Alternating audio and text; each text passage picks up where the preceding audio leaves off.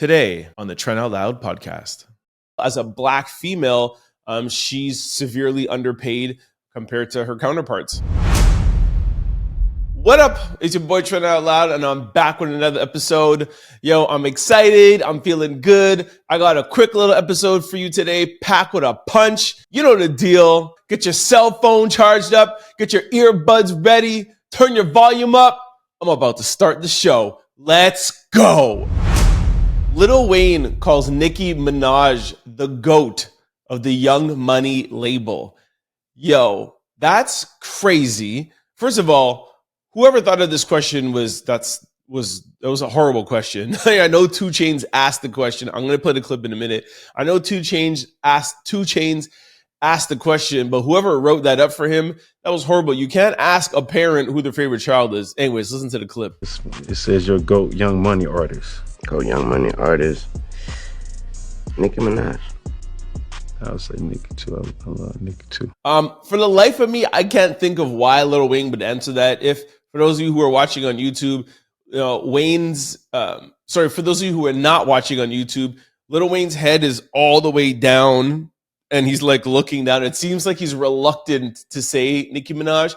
And I can't figure out why he wouldn't say Drake, because Drake is the GOAT. Whether you are looking at lyrically, impact, sales, just globally, Drake is a far bigger artist than Nicki. In the hip hop world, he's still bigger, but I get that there's a conversation to be had, but stop it. And you know what I mean? Like, if you're talking just the Young Money label, in every aspect, and I would think that in every aspect he has Nicki Minaj beat. And the only aspect you could talk about is lyrically. And even lyrically, although that I say all the time, Nicki Minaj is top 10 men and women, top 10 rappers of all time, period. That's a big statement to make. I'm sure people would argue alone just with that.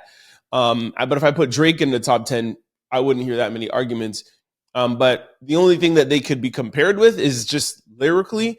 But delivery, flow, impact, like I said, style, like everything. Like maybe she has him beat in style. Anyways, I was very disappointed in hearing this question, and I was equally as disappointed with the answer. You guys let me know in the comment section below, but hands down, Drake is the GOAT of the Young Money label. He's the one who saved the Young Money label when Drake was in jail. When Lil Wayne went to jail. And Nicki Minaj has held it down. But I mean, Drake has #1 albums, plural. Like, Nicki Minaj has 3. You know what I mean? Like, and in 20 years from now, Drake will be the far bigger artist. He'll have the residencies in Vegas, like how Usher has. And Nicki will still be around, but they're not on the same level. So, as a fellow Canadian, I'm upset by this answer by Lil Wayne, who's the GOAT himself, but the GOAT of the Young Money imprint is Drake. Talking about GOATs, Shaquille O'Neal wants to put Steph Curry in the GOAT conversation. He's not saying that he is the GOAT, but he is asking the question is, should he be put in the GOAT pot? Here's a clip. Because he's been consistently the best shooter his whole career. I'm wondering, is it time to start putting him as the best player of all time? Best player? I'm saying. Oh, you put him over you? In the conversation. I'm asking you. Yes. You put him over you. You yourself put Steph Curry over you. Yeah, this is why he's my favorite player. Cause I'm not saying favorite. He might be my favorite too, but I'm just asking you, think he's better than you? I played 20 years, watched 20 years before that. I've never seen a guy like him. And he's doing it consistently, and he has championships. You put him over Michael? No, I'm not putting him anywhere. I'm saying, okay, for all the chitter chatter, is it time to just put him in the conversation? Now, I have often said this, again, to make clear, not that Steph is the GOAT. We all know Jordan's a GOAT. Let's not get into LeBron Jordan conversation. But I still do think Steph Curry deserves to be in the conversation. At minimum, he deserves to be in the conversation. And there's an argument to be had. And people will say that they don't agree with that because of his all-around game, defense, assists, or whatever. And people will agree that he's probably the best shooter of all times, but that's all he has in his game. But for me, why he deserves to be in a conversation is the impact that he's had on the game in the past 10 years. The NBA is played in a different format because of Steph Curry. Like, plain and simple, like, point final. Like, Jordan didn't have that impact on the game. Like, Jordan played the game that everybody was playing. Now, Jordan was the best at it, but Steph, with the threes that he's taken and the generation that has come up with him and now watching him, the 3-point shot is a shot that is vastly more taken because of Steph Curry, and he has changed the game. There, you don't have as many players driving the lane, dunking. Like back in the 80s and in the 90s, it was all about, driving the lane and, running over people and dunking. And it's even look at the slam dunk competition is not what it used to be. Anyways, one of the things now where why I feel like Steph would lose in the conversation of the GOAT conversation is for me, his impact in the finals, and in the playoffs, but in the finals more importantly. And I don't think that he's the, buzzer beater, last shot, give the ball to me, like how like how Kobe and Jordan is. As much as I love that the Toronto Raptors, won the chip in 2019, right before COVID. It was Steph, like he missed, I think it was a game shoot. Sorry, I'll bleep that out. Game 6 shot. And we know that, KD was injured, but Steph should have stepped up. So I feel like Steph in the finals hasn't stepped up enough to be the GOAT or even close to the GOAT. However, due to his impact on the game, I believe that he should be put in a conversation. Let me know what you guys think in the comment section below. I'm anticipating that not a lot of people are going to agree with me. However, Shaq said it. Shaq is one of the greatest of all time. So, if Shaq said it, there's got to be something to it. So, anyways, let me know what you guys think. Taraji P Henson has come out and says that she is thinking about quitting acting.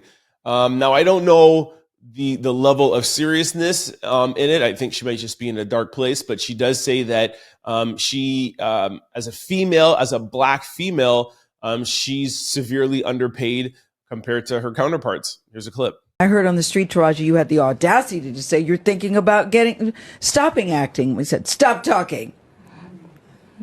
Are you thinking about it? I'm just tired of working so hard, being gracious at what I do, getting paid a fraction of the cost. I'm tired of hearing my sisters say the same thing over and over. You get tired. I hear people go, you work a lot. Yeah. Well, have to. The math ain't mathing. And when you start working a lot, you have a team. Big bills come with what we do. We don't do this alone. The fact that we're up, there's a whole entire team behind us. Yes. They have to get paid. So when you hear someone saying, oh, such and such made $10 million, no, that's not, that didn't make it to their account. Know that off the top, Uncle Sam is getting 50%. That's right. Okay? So do the math. Now we have $5 million. Your team is getting 30% or whatever your team is off of what you grossed. Sometimes not more. After what Uncle Sam took. Now do the math. So I'm only human, and it seems every time I do something and I break another glass ceiling, when it's time to renegotiate, I'm at the bottom again, like I never did what I just did, and I'm just tired. I'm tired. And if I can't fight for them coming up behind me, then what the f am I doing? I'm sorry. I'm sure it's going to go over a lot of people's head because a lot of people are out here struggling, and a lot of people are, living paycheck to paycheck to make ends meet. But she brings out a point of, okay, you make $10 million a movie, that cuts down to $5 million because the government takes half, then your managers, etc., your stylist, whatever, and you're left with, $1 million, $1.5 million. So there's going to be people at home being like, listen, I make $40,000 a year. What the hell are you complaining about? But I understand what she's saying. Or what I'm trying to say is, try to understand what she's saying is that she's not necessarily complaining that she's hungry or broke or living on food stamps, but she's saying compared to the other people in the industry, compared to the white actresses in the industry, compared to men in the industry, compared to the producers, compared to the executive producers, compared to the finance people, compared to all the other people in the industry, that make movies go, she could be a lead carrying the entire movie, and everybody involved is making, 5, 10, maybe even 20 times more than the money that she's making as a Black woman. So I know when people hear millions, they kind of like to tune out. But I think that if you look at it from the point of view that I just painted, you'll understand where she's coming from. Let me know what you think in the comment section below. Young Thug's dad comes for little baby, and I couldn't be more happier because this is exactly what I said to you guys. This was maybe 6 months ago when Gunna copped the plea and everybody was coming at him. I was like, listen, y'all need to be quiet because you guys don't know what's going on in the court case. And this is exactly what Young Thug's dad said when he was on a podcast. Take a listen. How do you feel about Lil Baby throwing shots at Gunna for his plea deal? He need to shut the fuck up because he don't know what's going on. He's going off of what he heard. Ask Lil Baby, have he ever came to a court date? Oh, okay. See, that's what I want y'all to ask these goddamn rappers and these bloggers with this whole snitch shit and this. When have y'all went to a court date to support slime?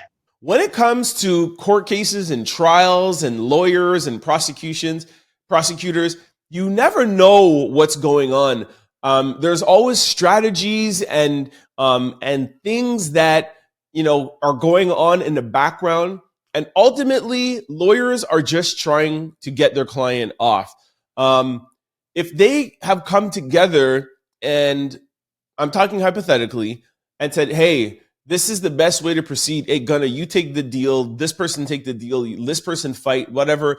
Leave it here now to Thug. He's not going to say anything. We're going to do this, have a mistrial, said that you guys snitch, and they get like, if Thug is told Gunna to take the deal, why are we out here, saying that Gunna's a snitch and he's breaking street code if Thug was the one to tell him to do that? Or they all came together and agreed that this was the best for all of them. Like, you don't know. So, in the Tekashi 6ix9ine case, Tekashi, I think that's how you pronounce his name.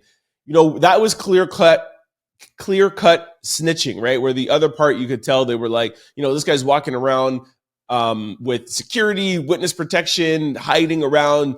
People are saying that they're going to kill him, etc. Like, that was not, orchestrated. But until we have more details and until we hear, Thug's outcome and hear from him, I just think that we should follow Young Thug's dad's advice and just lay off him for a second until we have more details and figure out what the hell's going on. So anyways, that's just my take on it. Let me know what you guys think.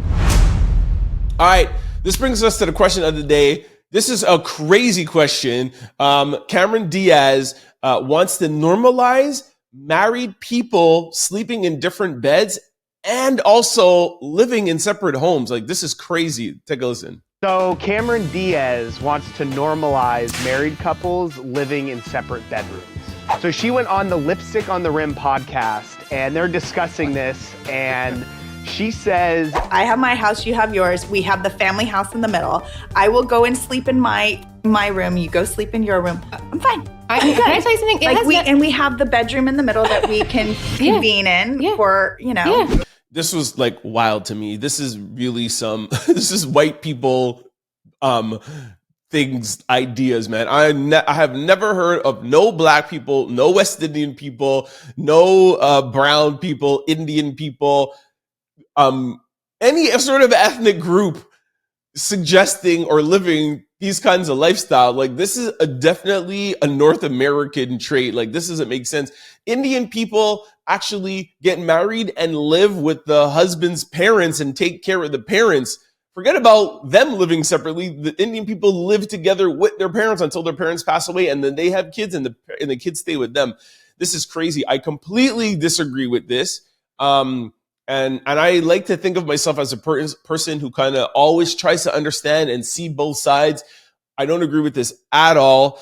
I feel like if you are married, if you're in a relationship, if you're living with somebody, that's the point. You're living with them, you're sharing with them, you're a unit, you should come together. Now, I understand that sometimes you get annoyed of a person or you get tired of a person. So I'm all for hey, I'm going away with the boys for a weekend, or I'm going away with the girls for a weekend, or whatever, or you know what I mean? Or even if there is an argument that it's like, hey, even at that, I don't like the argument. I was going to say, I'm going to go sleep at a buddy's house and blow off some steam. No, you can have a night out. You could do something, but that's the point of a relationship, is to work together in unison.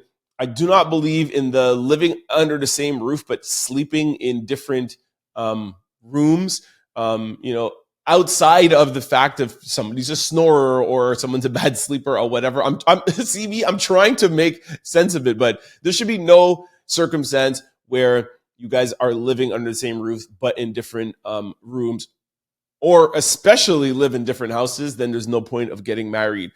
Married is a union. It's a sanctity. If you have children, there's a family, and you guys should learn to live together. It's supposed to be harmonious, right? It's supposed to be yin and yang. You guys work together. You give up some sacrifices. She gives up some sacrifices to be able to live together.